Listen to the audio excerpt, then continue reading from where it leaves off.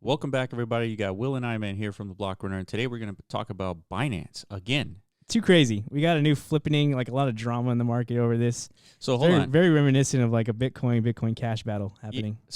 Yeah, that's true. You know what I mean? That's a good point. Feels like that. So, but Bitcoin just surpassed the $1 trillion market cap. Twitter's going off. Yeah, but see, that's what's so okay. Yeah, we hit $1 trillion, but like this Binance shit is like bigger news. It is bigger news. It feels like it at least. Yeah. But yeah, let's not underplay the significance of that, right? Yeah. We officially have $1 trillion asset class. Yeah, and we got some big names in the crypto sphere calling for $100 trillion Bitcoin at some point. So imagine 100x from here.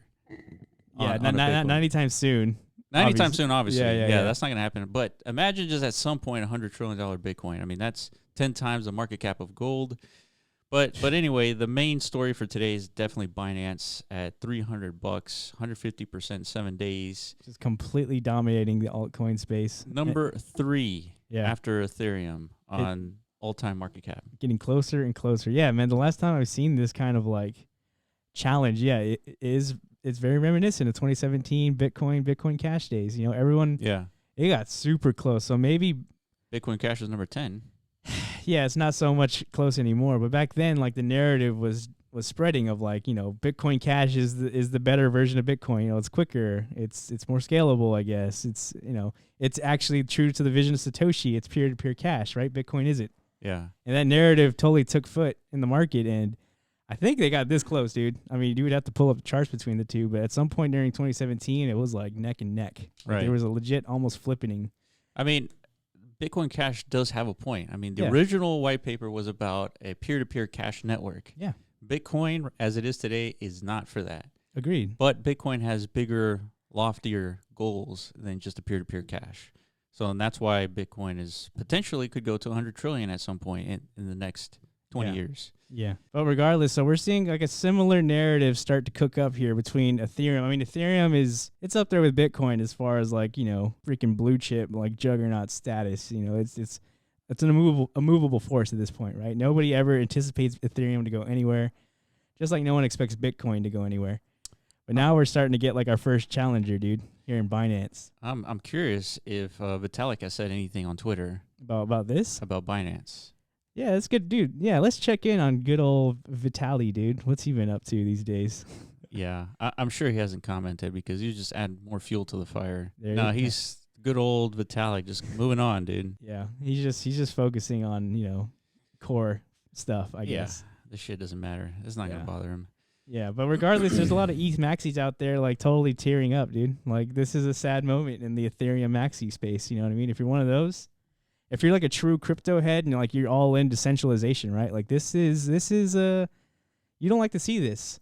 Yeah. You know, because like somebody I mean I don't know how to like the architecture between the two chains there's just stark differences, right? Yeah. I guess now's the best time to explain like what's the trilemma dilemma, dude, within the cryptocurrency space, you know? The trilemma. Yeah, between like scalability. Yeah. Adoption. No. So yeah, for a blockchain, like there's like there's a golden like standard of like blockchain in everyone's mind. Yeah. Like in the three like components to that is scalability, security, and centralization, right? Yeah. Decentralization. Yeah, the more decentralized the better. The more scalable the better. And is security the third one? Yeah, security, yeah. Okay. So it's impossible to get all three up until this point. You know, usually you can max out two of these three components, but one's left out hanging in the wind. You know what I mean? So now let's talk about Binance. So Binance has the scalability, obviously, because you've had some interactions with PancakeSwap. And it flows like butter, dude. You don't have to deal with these gas nightmares that we're seeing with Ethereum. Part of that has to do with it's not nearly as congested as Ethereum. Yeah. But also it's also natively because of the model, the architecture of the blockchain itself, the node distribution. Right. You know what I mean? You said delegated proof of stake, right? I mean, I'm pretty sure they modeled their chain very similar to how EOS was, like a delegated proof of stake where you kind of like delegate the validators within the network to a very small number. That's the thing. Ethereum is more, I mean, the main focus of Ethereum as a chain is decentralization. It's a distributed network. Mm-hmm. You know, there's no There's no like small pool of validators. Like anybody and everybody could be one. So Yeah. obviously the downside to that is scalability. So we've seen it, we've experienced it. We know there's huge problems in that realm. So Binance is the opposite. A small cluster of validators, high throughput. Mm-hmm. I don't know, man. It's now it's time to debate like which one's better. Well, there's a certain barrier between Americans getting onto Binance Smart Chain, right? Yeah. Well, I mean, yes. Yeah. So there's that. I think so. I mean, these are decentralized protocols at the end of the day. So I mean, as long as you connect your MetaMask to this network, you should be fine. But yeah, I mean, the idea of like the Binance ecosystem for sure, like they're trying to limit participation. But let's forget about that for now. We're just talking purely technical. You know, forget government regulation. That doesn't matter. Yeah. From a technical perspective, what's better? You know. Well, I mean, I guess it depends on the user, and I think Binance has the leg up here just because the fees are smaller, and every single thing on Binance Smart Chain is brand new, so everything is going up. Yeah, and it's if you don't know like about the projects that currently exist on there, just watch one of our previous videos from about 4 or 5 days ago. We kind of covered Binance and like the emerging sector of tokens over there, the DeFi boom that's happening on Binance. Right. It's basically a mirror copy of what we've already seen on Ethereum. You know, if you just go down the list on DeFi Station, right here, I mean, this is a good tool and resource to kind of like keep an eye on the growth of this space, of the Binance DeFi space. You could literally just go down the list from top to bottom, from Bakery Swap. Yeah, Bakery Swap. Is that number 1 or is it not ranked? I don't think it's ranked. Yeah, I don't think it's ranked. I wonder. It might have just launched. Okay. But regardless, so yeah, just go down this list and kind of like, you know, inspect them, see what they're all about. You're gonna get a lot of like, you know, deja vu, right? Everything's up 30 to 40%. Of course, because there's like a migration happening, dude. Everyone's flocking to this space. Yeah. So I mean, it's an interesting event, dude. Like this is a pivotal moment, I guess, in the history of Ethereum. This is the first time Ethereum is actually like being legitimately challenged. Right. Yeah. Right. By a chain that's like, you know, this is CZ Binance, dude. This guy has some power. He's got some gravity for sure. He's got an ecosystem of like people who are supporting him. Yeah. But he's also has a history of shady activity. I mean, at one point he wanted to roll back the Bitcoin blockchain because he got hacked. Yeah, I remember that, dude. And he thought he could pull it off. I mean, it would be one of the greatest things to be able to be pulled off, but you could debate it, could never happen. Yeah.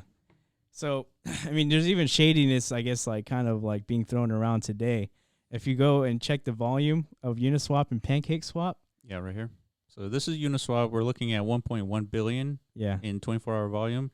And if y'all know, like Uniswap is literally like the DeFi hub of Ethereum. So now let's compare that to Pancake. Pancake, 1.9 billion. So it's obviously Pancake is crushing Uniswap in its current state. But there's rumors out there that Binance is kind of like pumping its own, you know, volume. Because I mean, they have central control over this chain. Like they could do that. You know what I mean? There's some evidence out there that we haven't really compiled, but there's a lot of like Binance contribution to this PancakeSwap volume. You know what I mean? So. Yeah, and some of the theory is that Binance is contributing to the high gas fees on Ethereum. Exactly. Yeah, there's a lot of evidence of that too. Like they're intentionally clogging the Ethereum network to kind of like, you know, ruin our day-to-day experience interacting with Ethereum and kind of like drive this demand for something new. Yeah. So I mean, the timing is perfect on CZ's end. God, if he really is just this brilliant of an evil genius, like I don't know what to say about that, dude. Yeah. I don't know if I like congratulate him or maybe we should like rally the troops to like fight against this. I don't know, dude. Like, what do you think? Yeah, I mean, it's tough. It's tough. I mean, even if he was doing that and it's proven, like you can't really stop him from doing that. You can't stop him. I mean, it's his money he's wasting. Yeah, and the people like it, man. The DeFi degens, they're in love with the Binance Smart Chain right now. Like, it's everything that they wish Ethereum was. Yeah. In summer 2020, whenever the Ethereum degen like party began, you know, everyone's yield farming, everyone's just like, experimenting, and it was just like a money playground, dude, just to generate yield.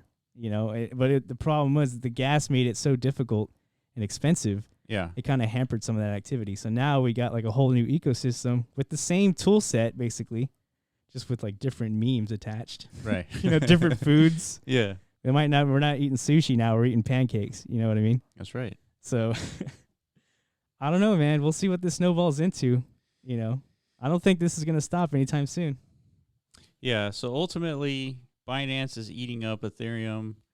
I think the same thing is going to happen with Bitcoin Cash and the whole Bitcoin situation. Like this is going to snowball. It's going to snowball, but I don't think Binance is going to overtake Ethereum. Probably not to any extent. I don't think so either. Ethereum is, I think Ethereum is Bitcoin status. Like it's here to stay. Yeah. Nothing will dethrone Ethereum at this point. It is the blockchain layer 1, like legacy system that we're all going to stick with at the end of the day. Because, at the end of the day, that's the thing. There's two main metrics you want to look at when you're evaluating like blockchain prospect. One is developer pool, and the other is liquidity. Yeah. So Binance has the liquidity currently. We're witnessing the liquidity grow day by day.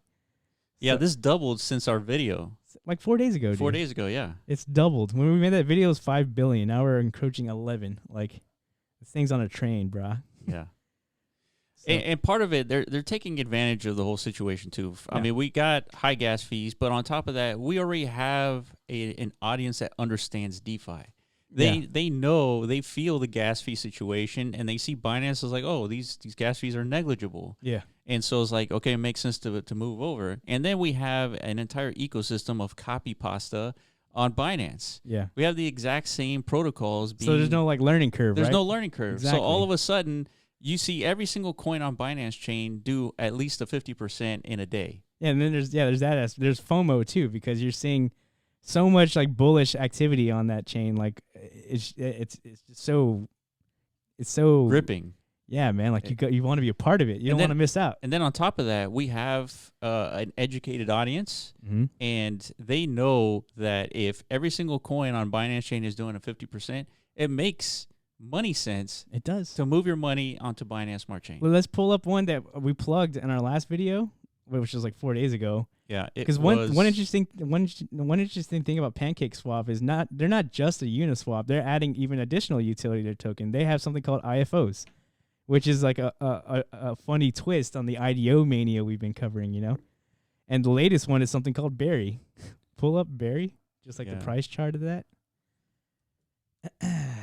To be honest, I haven't even not that one. Oh yeah, the actual price. Like go to CoinGecko and pull up Berry.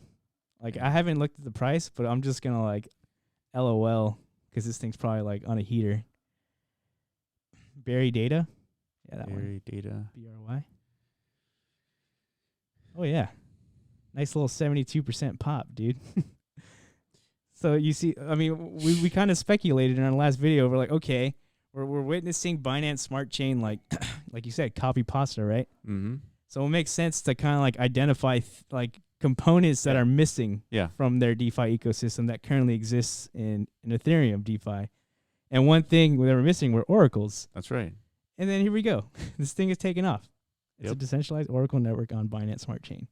Yeah. So that's, if you're a speculator, that's the move here, dude. You kind of identify what's missing and jump on board. It's literally that simple. It makes money sense. But at the end of the day, you're still gambling, dude. Like this is like it feels like a new casino just opened up. Yeah. You know what I mean? That's a good point, yeah. A new casino has just opened up in crypto land, and like everyone's rushing through to like, hit those roulette tables. Yeah. You know what I mean? Yeah. Fuck. It makes sense. It makes sense. And then this is so now we have new speculation and like a new strategy. Because in a way, like this is not sustainable. At some point this has to come crashing down, right? So it might not be a good time to like jump on board. It's hard to say. If this is the genesis of all these tokens on Binance Smart Chain, we don't know. How do you know? Like there is no history. There's no like support. There's nothing. Yeah, but it's just I just like to say that because I never like to kind of like it's like motivate people to participate in something that's already like parabolic. Oh, for sure. You know what I mean? Yeah, 100%. Like definitely be mindful. Yeah, like this is a definite like movement and like catalyst type event in the crypto space, but I mean, it's hard to go in when everything's 30% plus. yeah, everything is we're So like how much further does this have to go? When does it come crashing down? But regardless, so yeah, the new strategy has to be now we've seen what Binance has to offer and what it's done. But they're not alone in like being a challenging Ethereum platform. There's tons of them out there. Yeah. We got Cardano, we got Avalanche, we got Cosmos, we got Solana, we got EOS. Polkadot's coming pretty soon. Yeah. So, I mean, we have to be mindful of what's happening with Binance, and we have to apply that same we have to expect the same result from all these other alternate Ethereum, all these other alternate blockchains, once they mature a little bit and they start, their developers are going to just do this exact same thing. Yeah. They're going to mirror the same protocols. Well, they have to because they kind of need it. What do you mean? Oh, well, for like a DeFi for their ecosystem, yeah. Exactly. So that's the play, man. That's the move now. Is like we kind of like just watch the Legos being put in place on every other chain, and then it's going to be a big contest to see whose DeFi ecosystem wins out. You know what I mean? Yeah. Damn, this is crazy. I don't know how sustainable this is for from the long term because it's not.